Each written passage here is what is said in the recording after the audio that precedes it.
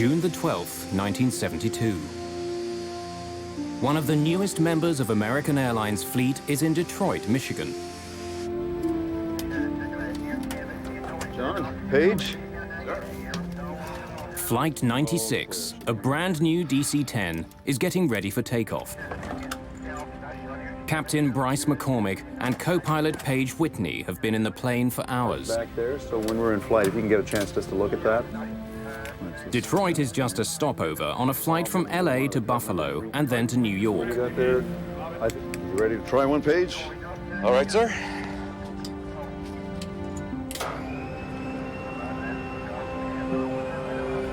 McCormick has flown the plane out from California, but Whitney is going to fly the next leg. Both men want as much time at the controls as possible. Neither one of them has more than 75 hours flying the DC-10. Few pilots have more. There simply aren't enough of the planes in the air. In 1972, the DC-10 had just been introduced. The plane is the latest advance to passenger jets. Its style and its size set it apart from other airliners. The McDonnell Douglas Corporation has spent more than $1 billion developing it. In the late 60s, there was a race going among the three major manufacturers of jetliners, McDonnell Douglas, Boeing, and Lockheed, to see who could get the first jumbo out. So they got really busy on getting this DC-10 into production as fast as they could. And one of the things that they could not suffer were many delays based on some problem with the design. American Airlines is one of the first companies to buy the plane.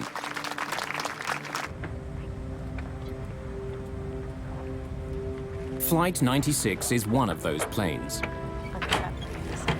Just the fifth DC-10 ever built.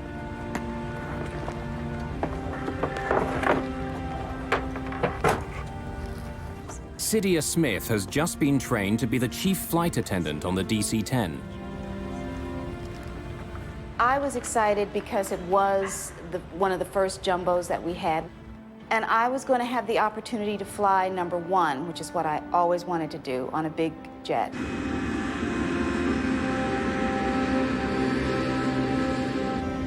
Okay, you got it?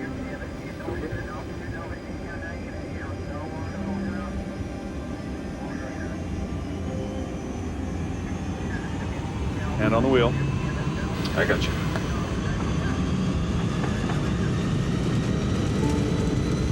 V1, rotate.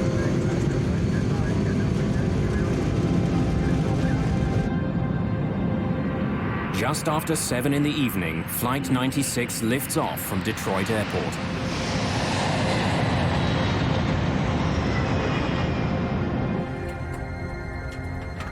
Just minutes after takeoff, the plane is rising easily through 3,500 meters over Windsor, Ontario, Canada.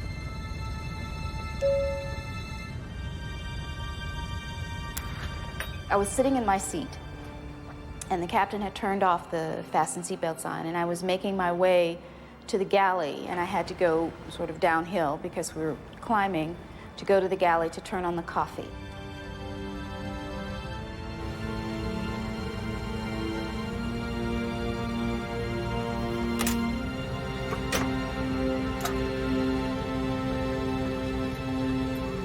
When I punched the coffee and I moved over to one side, that's when it happened.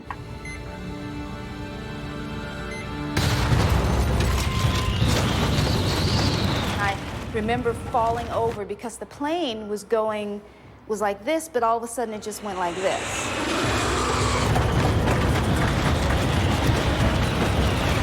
I saw ceiling compartments fall, and I saw things coming out of pockets and everything, and I thought to myself, oh boy.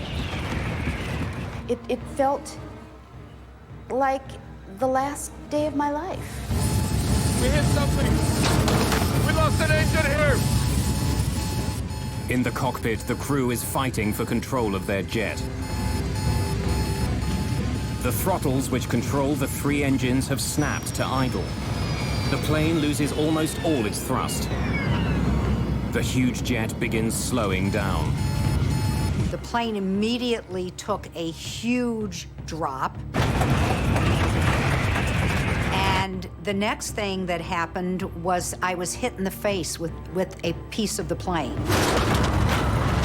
My husband was frantically trying to find a stewardess to give me something to put a pressure on my face to stop the bleeding. Let me have it!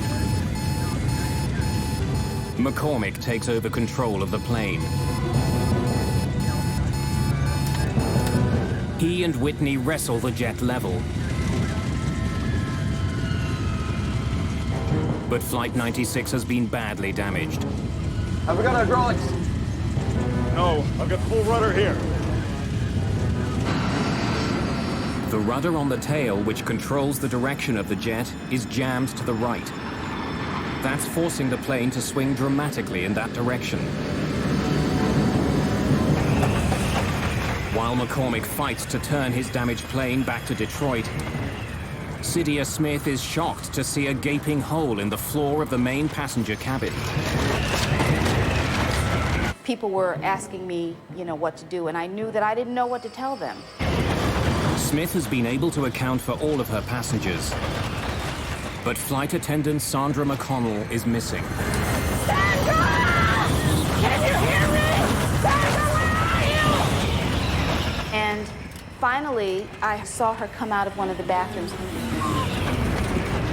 McConnell has to cross the hole in the floor to move to safety.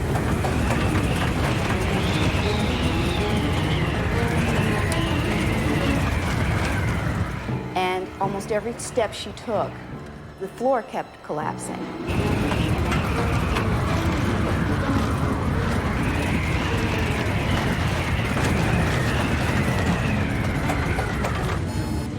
The crew brings up power to the engines on the wings. But the third engine on the tail stubbornly refuses to respond. Center, this is American Airlines Flight 96. We got an emergency. American 96, roger. Type of emergency? We've got a jammed rudder. We need to get down and make an approach. Along with his engine and his rudder, McCormick is also having trouble controlling the elevators on the tail of the plane. They help him move the massive plane up and down. They're slow to respond, but he can move them. The situation isn't completely hopeless. I think it's going to fly. American 96, turn further right, heading 200. Without complete control of the elevators, and with a rudder that's frozen to the right, McCormick has to use his engines to turn the plane. By increasing the thrust on one side of the plane, he can change direction. But it won't be fast. I have no rudder control whatsoever. So our turns are going to have to be very slow and cautious. All of the passengers move as far away from the hole in the back as possible.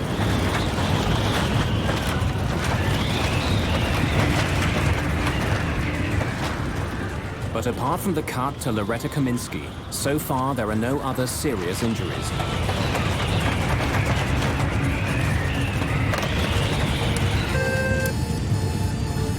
Captain, there's a hole in the back of the plane. A hole. Yes, sir. What do you want us to do? Get everyone ready for an emergency landing. Bryce McCormick's DC-10 is badly damaged. The lives of everyone on board now depend entirely on his ability to land a plane that can barely fly.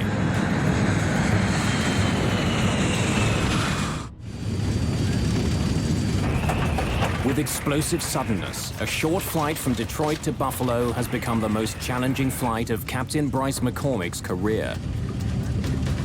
He's down an engine, and he can't move his rudder.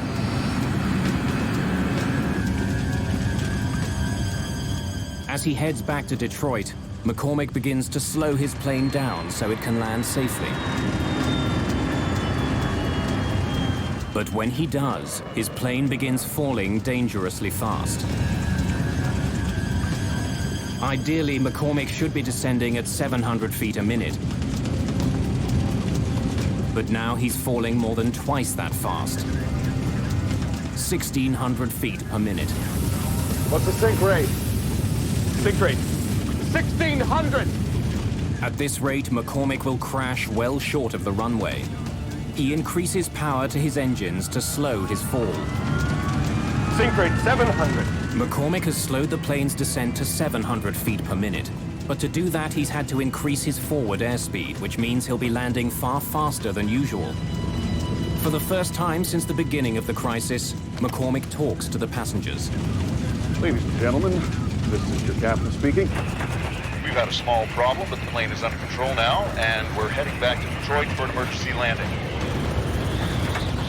Bryce McCormick was as calm as if he were welcoming you on the plane.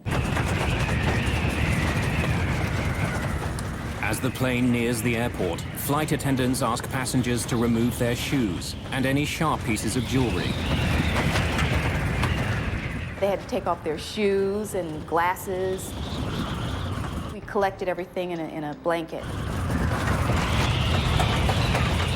Less than half an hour after leaving, the badly damaged DC-10 struggles back to the Detroit airport.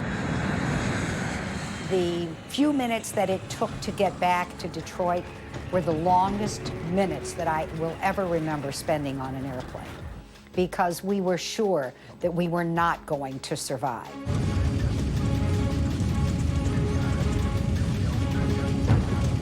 Captain Bryce McCormick now needs to give the jet even more power to push the nose up for landing.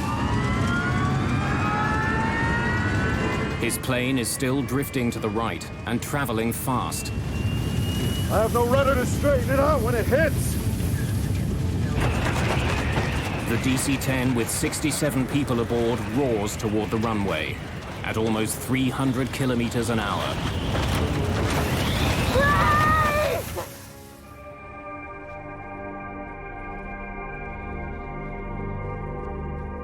The landing was the most frightening part of the entire flight.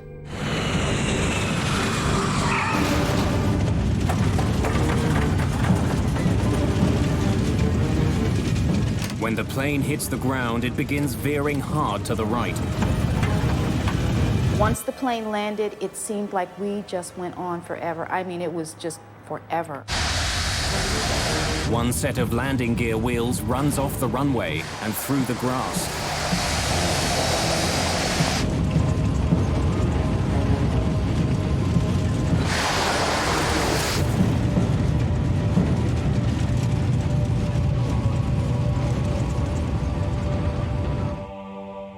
After a harrowing touchdown, the plane eventually comes to a stop just 300 meters from the end of the runway.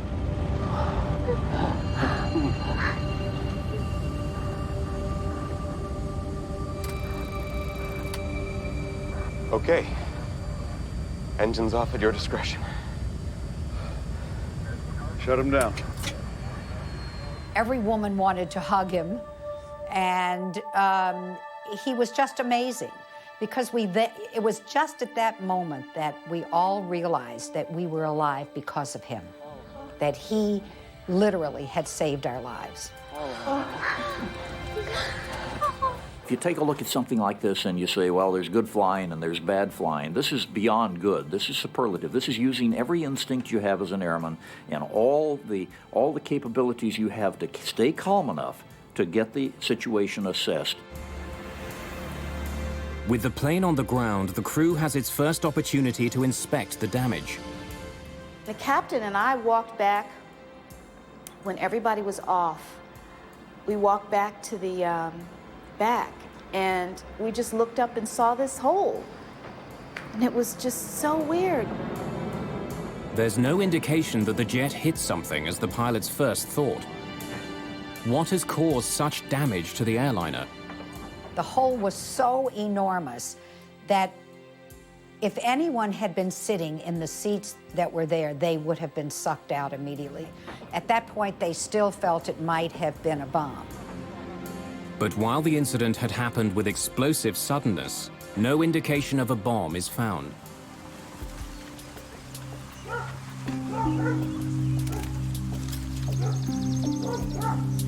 As investigators begin their work, they discover that not all of the DC-10 is at the Detroit airport.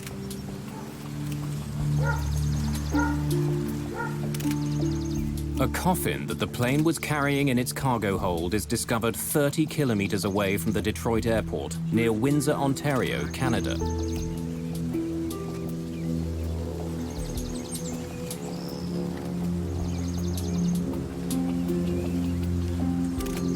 Investigators also find the plane's rear cargo door.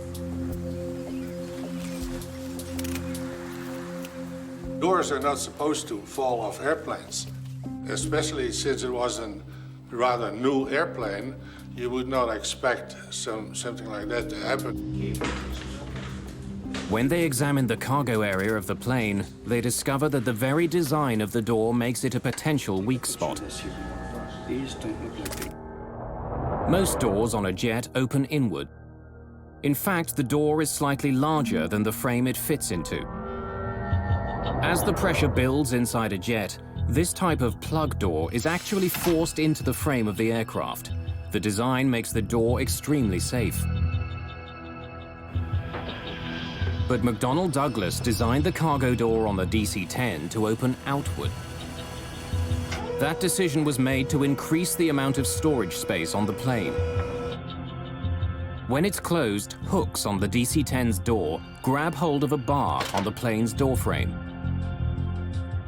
To make sure it's closed, baggage handlers push down on a lever, which drives locking pins through the hooks, which hold them in place.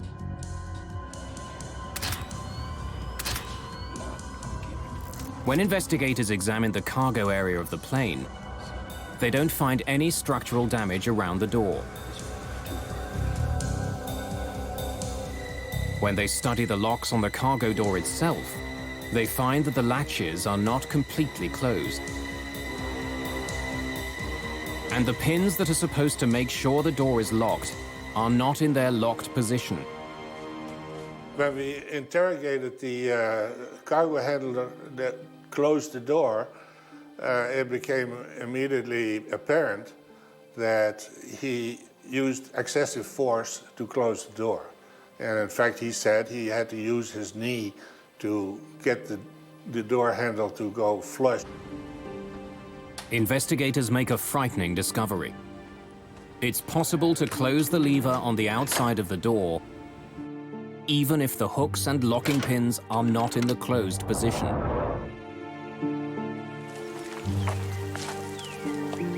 Paul Eddy is a journalist who investigated the history of the DC-10. What Windsor showed is that you could actually pull the handle in order to buckle the top fixture so that the handle went home properly, but the locking pins had not gone through the spools. Engage the lever. This means that baggage handlers can believe the door is closed when it's not. Not only can the outside lever be closed without the locks being fully engaged, there's no way for the crew of the plane to know. The faulty locking pins will still turn off the warning light, even though they aren't in their proper position.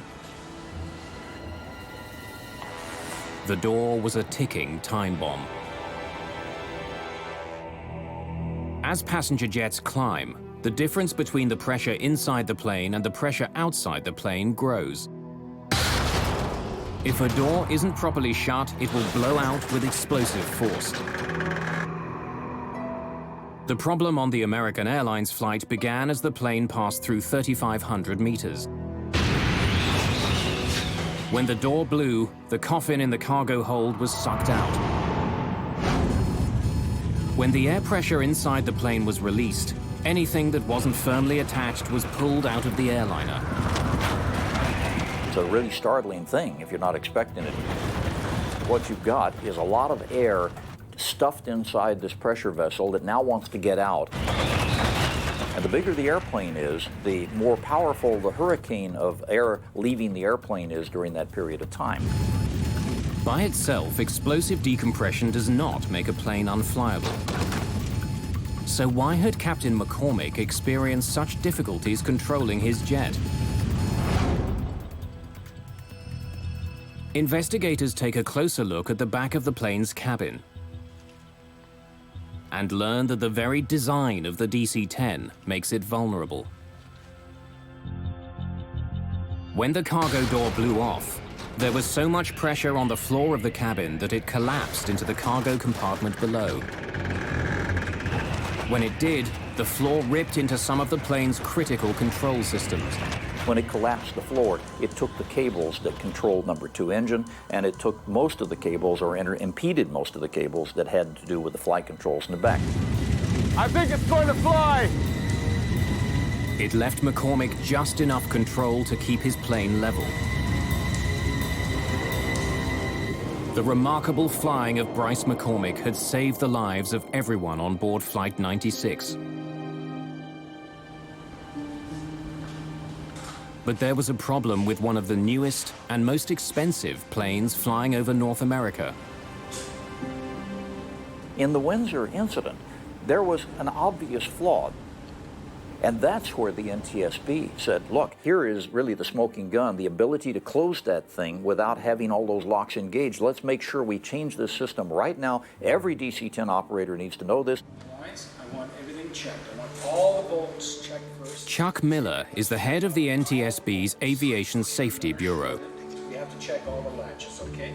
Every single latch. It's his responsibility to point out problems with the new DC-10 and propose solutions. He helps write the fixes he thinks McDonnell Douglas needs to make to keep the plane safe. He was a very, very professional man, and he had his investigators had enormous respect for him. Chuck didn't sit back in the office. Chuck was always on the scene. For Chuck Miller, fixing the DC-10 is a matter of professional pride.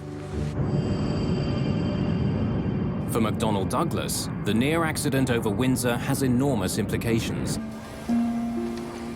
Their billion-dollar gamble came close to tumbling from the sky. If anything else goes wrong, the company itself could be at stake.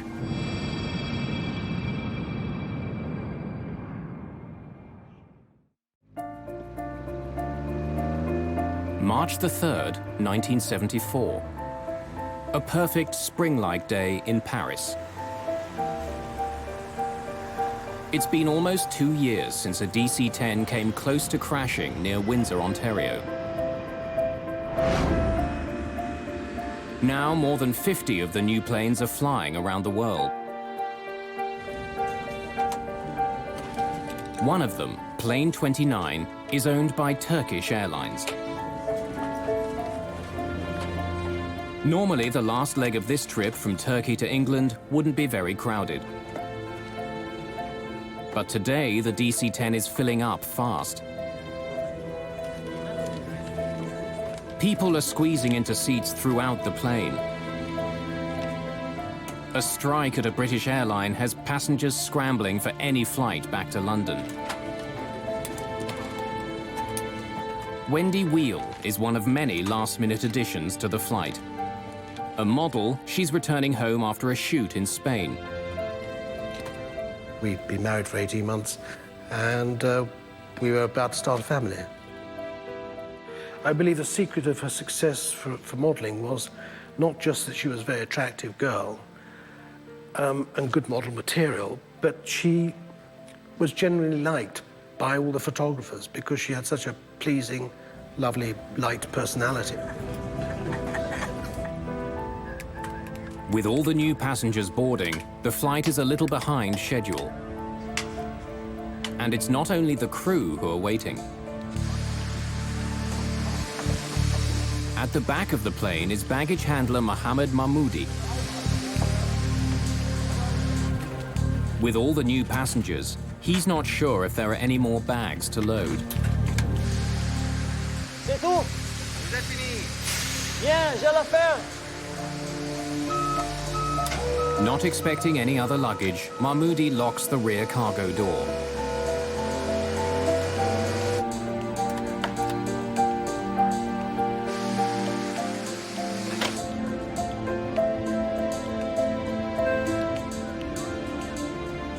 The DC-10 is set to go.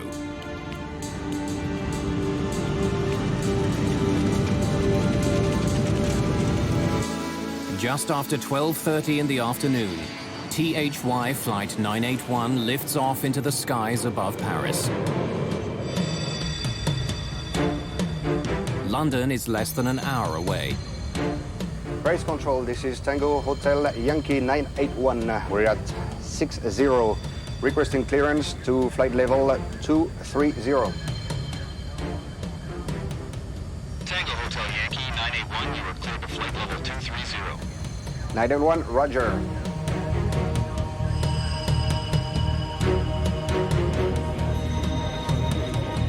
As it flies away from the airport, the DC-10 continues to gain altitude.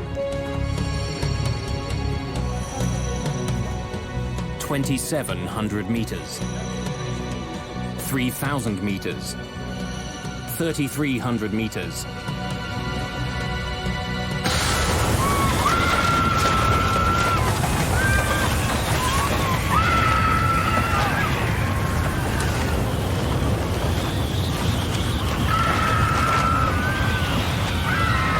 The huge jet shudders and banks to the left.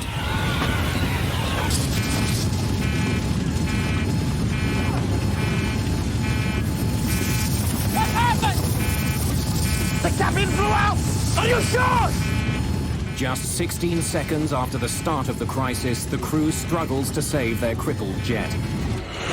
The nose is pitching down, the plane picking up speed. Bring it up! I can't bring it up! She doesn't respond!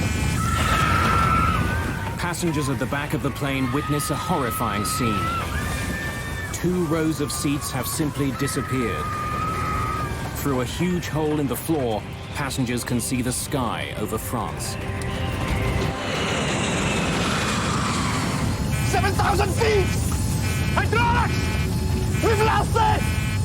The crew discovers that they have no hydraulic power with which to control the plane. Without it, they can't move their rudder or elevators. Even without its most basic controls, the plane begins to level out. But it's fallen too far. Looks like we're going to hit the ground! Speed! The DC-10 is traveling almost 800 kilometers an hour